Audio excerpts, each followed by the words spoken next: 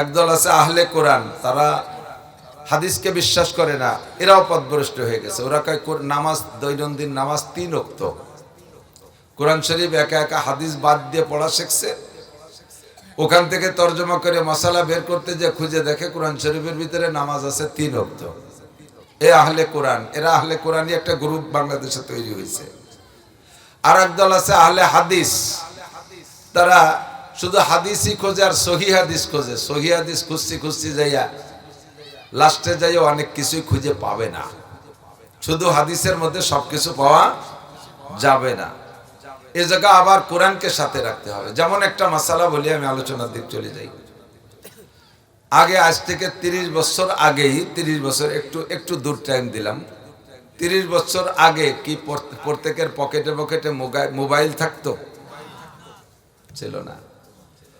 সেই সময় মোবাইলের সংক্রান্ত মসজিদের ভিতরে কোনো কাগজে লেখা থাকতো না যে মোবাইল বন্ধ রাখুন। দেখছেন নাকি? দেখেন নাই।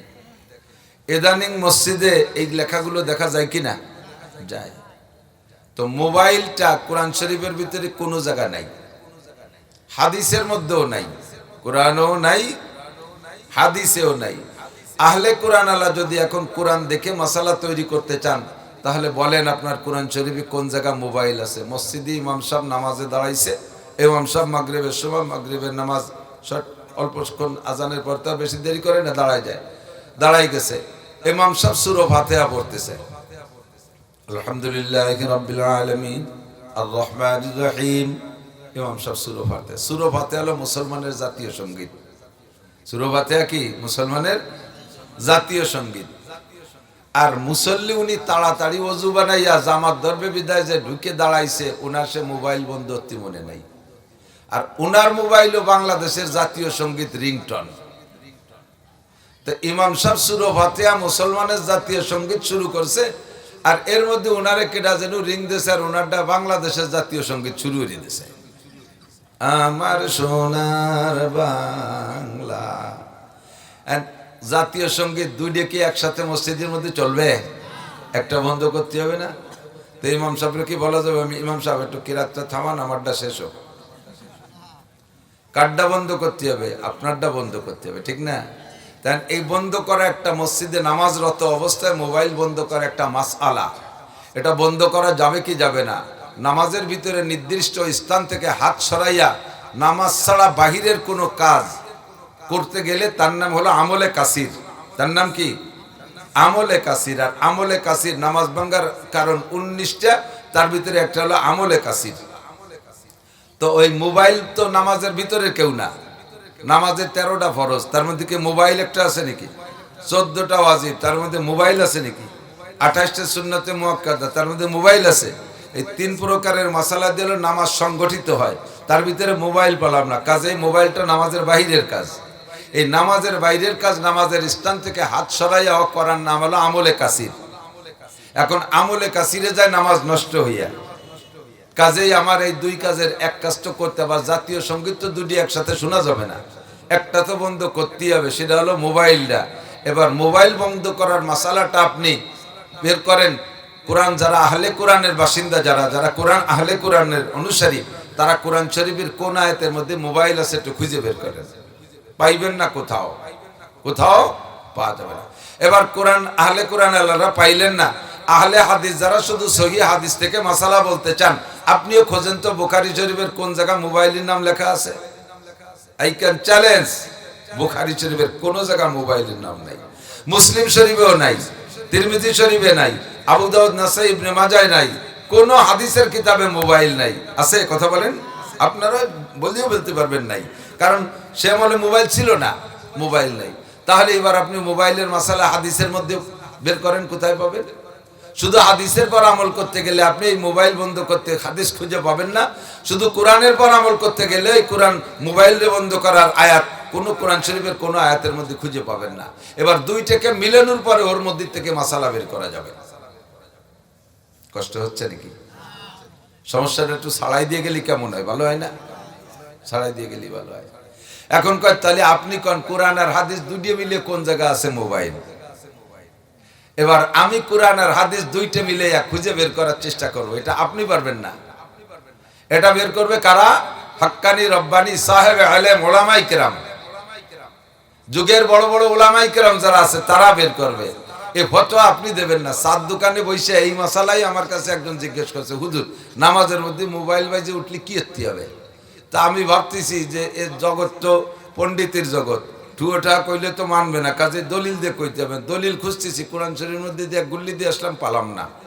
হাদিসের মধ্যে দিয়ে গুল্লি দিয়ে আসলাম, পালাম না। এখন তো একটা কায়দায় কইতে হবে। এর ফাঁকে দেখি সাত দোকানের মুফতি, বাপ রে বাপ, বিড়ি খাচ্ছে আর ফতোয়া দিয়ে ঝাড়িয়ে দিচ্ছে। বিড়ি দুমো আর মশালা একসাথে বক বক করে ফেরিতে থাকে। হুজুর আপনি থামেন, আমি কই। আমারে থামাই দিয়ে কয়, আমি কই। ফতোয়া দিয়ে যাচ্ছে। এই অধিকার আপনার নাই। এটা আল্লাহ তাআলা কোরআন শরীফে কে ফতোয়া দেবে, নতুন মশলা বানাইতে হলে কে বানাবে, এটা আল্লাহ তাআলা শিখিয়ে দিয়েছে কোরআন শরীফে। আমি ওখানে চলে গেলাম কোরআন শরীফের ভিতরে। আল্লাহ পাক বলেন, কুল আতিউল্লাহ ওয়া আতিউর রাসূল ওয়া উলিল আমরি মিনকুম।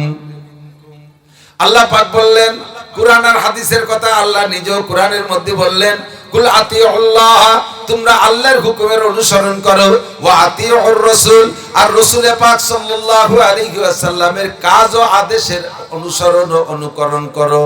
চলে গেল কোরআন আর হাদিস। এবার আমার কাছে চলে আসছে মাসালা, ওয়া উলিল আমরি মিনকুম। আর যখন কোনো মাসালা কোরআন আর হাদিসের ভিতরে সরাসরি নাম ধরে খুঁজে পাবা না, তখন তোমাদের হক্কানি রব্বানি ওলামায়ে কেরামের শরণাপন্ন হও। তারা কোরআন হাদিসের মধ্যে থেকে খুঁজে মাসালাটা বের করে দিবে। কুল আতিউল্লাহ ওয়া আতিউর রাসূল, হে নবী উম্মতকে বলে দেন, মানবা তোমরা আল্লাহর হুকুম, মানবা তোমরা নবী পাকের হুকুম। কতক্ষণ? ওয়া উলিল আমরি মিনকুম, আর যেই বিষয়টা তোমরা না জানবা, ওই বিষয়টা তোমাদের মধ্যে সবচাইতে বড় বিজ্ঞ আলেম যারা, তাদের কাছে জিজ্ঞাসা করবা, তাদের কথা মানবা। ফাসআলু আহলা যিকরি ইন কুনতুম লা তা'লামুন। কোন মাসালা নিজের উক্তি দিয়ে, নিজের যুক্তি দিয়ে মাসালা তৈরি করে আমল করতে যাইবা না। মাসালা তৈরি করে নিজে বলতে যাবা না। নিজে তুমি বড় আলেম না হইলে এর মধ্যে হাত দিবা না। ইসলামী শরিয়ত বড় ক্রিটিক্যাল। বাংলা গলত কইলে, গলত উচ্চারণ করলে তাতে সগীরা কবিরা কিছু হয় না। বানানো ভুল লিখলে ভুল হতে পারে, তবে তাতে সগীরা কবিরা নাই। পয়াকারে পান দন্ত নয়ের শিকারে নি পানি, পয়াকারে পা দন্ত নয়ের শিকারে নি পানি। পানি মানে পানি। আবার এই পানি যদি আমি এক গ্লাস পানি খাবো, তার গায়ে লিখে নিলাম পয়াকারে পা মূর্ধন্য নয় দীর্ঘিকারে নি, তাতেও কি উচ্চারণ হবে? পানি উচ্চারণ হবে, পানি উচ্চারণ হবে। তারপরে এবার এই ভুল লেখার কারণে কি পানি খাওয়াতে কোনো সমস্যা হবে? ভুল লেখার কারণে কোনো সগীরা কবিরা হবে না। কিন্তু আরবিটা বড় ক্রিটিক্যাল। একটা জেরের জায়গা জবর হয়ে গেলে আকাশ পাতালের পার্থক্য হয়ে যায়, আকাশ পাতালের পার্থক্য হয়ে যায়। একটু টানের জায়গা না টানলে আকাশ পাতালের পার্থক্য হয়ে যায়। ঈমান পর্যন্ত নষ্ট হওয়ার সম্ভাবনা থাকে। দোয়া কুনুতের মধ্যে আপনি বলেন, অনাশকুরুকা ওয়ালা নাকফুরুকা, ওয়ানাশকুরুকা ওয়ালা নাকফুরুকা। আল্লাহ তোমার নিয়ামতের শুকর আদায় করি, ওয়ালা নাকফুরুকা, জীবনে তোমার কুফরি করিব না, তোমার নাফরমানি করিব না। এগুলো দোয়া কুনুতের এই অংশের তরজমা। আপনি যদি পড়েন ওয়ানাশকুরুকা ওয়ালা নাকফুরুকা, ওয়ানাশকুরুকা ওয়ালা নাকফুরুকা, লারে যদি না টান দেন, তরজমা কি হবে? এতদিন তোমার নিয়ামতকে শুকর আদায় করছি, সামনে আর পারবো না, এখন থেকে নাফরমানি আর কুফরি করিবই।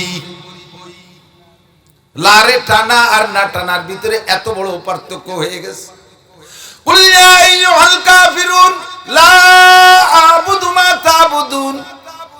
হে নবী বলে দেন, হে উম্মতরা তোমরা বলে দাও কাফেরদেরকে, ইয়া আইয়ুহাল কাফিরুন, হে কাফের সম্প্রদায়, লা আ'বুদু মা তা'বুদুন, তোমরা যে দেবদেবীর পূজা পাঠ করো, আমরা তার পূজা কোনোদিন করি না, আর সামনেও কোনোদিন করিব না। কথা বলেন ঠিক কি ঠিক না? যদি লারে না টাই না, টান জানেন না, আপনি বাংলায় লেখা শিখছেন, পড়া শিখছেন, বাংলার মধ্যে টানাটানি বোঝা যায় না, আপনি সেখান থেকে উচ্চারণ শিখছেন। কুল ইয়া আইয়ুহাল কাফিরুন লা আ'বুদু মা তা'বুদুন, লারে না টেনে যদি লা আ'বুদু মা তা'বুদুন পড়েন, তরজমা হবে, হে হিন্দু ভাইরা, এতদিন মূর্তি পূজা তোমরা কারা করেছো, আগামী থেকে আমি অবশ্যই তোমাদের সাথে পূজা করিবই। বলবেন না কিছু? জোরে কর না নাউজুবিল্লাহ। পূজা করবেন আপনি, পূজা করবেন আপনি, আপনি লারে না টানলে তর্জমা কিন্তু এই হইছে।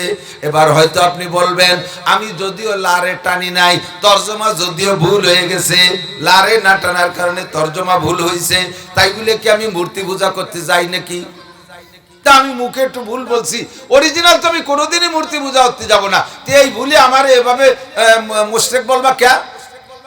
এটা আমার ভুল হবে কেন?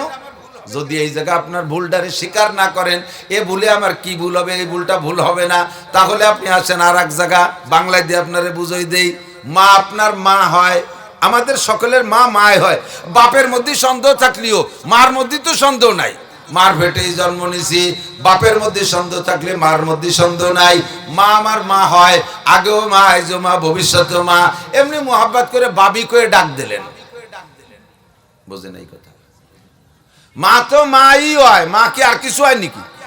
মোহাব্বত করে আমার চাচারাও ভাবি কয়, সেই সাথে আমিও ভাবি করে ডাক দিলাম, এতে কি ভুল হবে? কার কার হবে না ভুল? ভুল হবে কি না? তাহলে না, মা তো মাই হয়, কলি কি মা ভাবি হয়ে যাচ্ছে নাকি? তা কইলেই যদি ভাবি না হয়, তা এবার সমাজে তো এটাকে ভুলই বলবে, সবাই আপনাকে ধিক্কার দেবে। তুই কি আবাল নাকি, তুই কি বলো দেখি, মারে ভাবি কুসকা, মারে ভাবি কইলে যদি ভুল। আর তার চাইতে আর একটা গাড়োরটা কথা কই দিই, বউ তো বউই হয়, তালাক দেন নাই, বউ বউই আছে, এমনি মোহাব্বত করে মা করে ডাক দিলেন, ভুল হবে? ভুল হবে? বউ তো বউই, একটু মুখ দিয়ে কলি কি ভুল হয়ে গেল নাকি? অবশ্যই ভুল হবে। এ জায়গা যদি ভুল হয়, ও জায়গা আপনার ভুলই হবে। লারে নাটাই না পড়লে যেই ভুলটা ভুলই হবে, আপনার নামাজ হবে না। একে বলে লাহানে জলি।